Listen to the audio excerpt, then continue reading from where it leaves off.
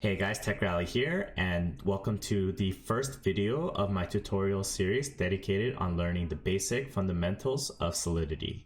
Solidity is an object-oriented, high-level language for implementing smart contracts, specifically in the Ethereum blockchain.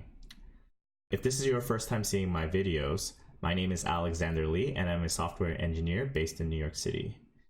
In 2018, I received a certificate for completing the Consensus Developer Program that was focused specifically on Solidity development and Ethereum ecosystem. These tutorial series will be under the assumption that you have some knowledge of the Ethereum blockchain as well as some basic understanding of programming. We're not going to need an IDE to implement these smart contracts because an online utility tool called Remix will exist where we can write all our smart contracts and deploy them locally. With that being said, let's start on our first basic contract and get the ball rolling. When you go on the Remix website, you're going to notice two different files called ballot and ballot_test.sol. Let's ignore these files for now and just create a new file via the plus button here. And we'll create a new file called user.sol. I'm going to make my screen a little bit bigger so people can see. Awesome. The first thing that we're going to be doing is adding the Solidity version called via Pragma Solidity 0.5.11. For the introductory video, we're not going to go too much detail regarding the syntax. The main focus here is to just get yourself familiar with the Solidity code. The first thing that we're going to do is create a contract name called user. We're going to add a couple of characteristics to this user, specifically the first name, last name, and the age. We're going to say string, private first name, string, private last name, and we'll also give it a uint, private age. So this is indicating to the contract user that it's going to have three variables attached to it: a first name, last name, and age. The next thing we're going to do is create a function that sets those values. So first we're going to write function set first name. And here it takes an argument of a string. We'll attach memory and call it first name.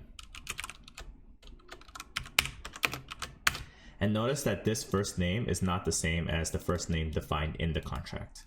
Here, when we get the underscore first name, via input, we're going to set it to the first name of our contract. So we're going to write first name equals underscore first name. We're going to do something similar for the last name.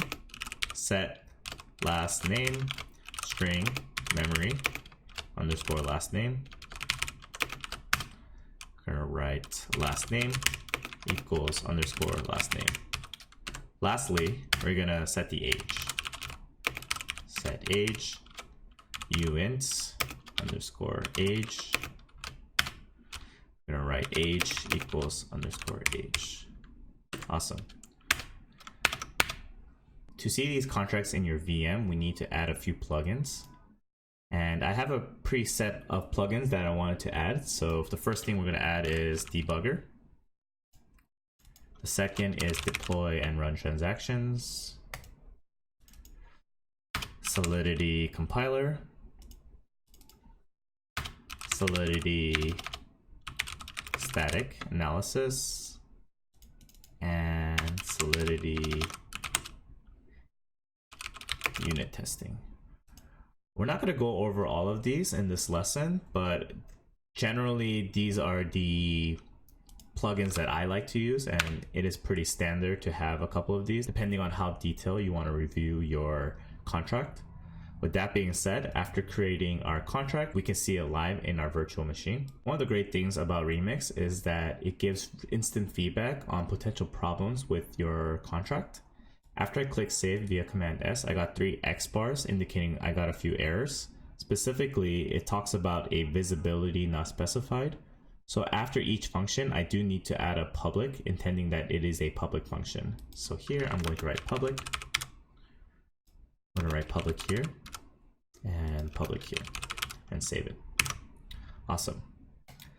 Going back to the deploy and run transactions,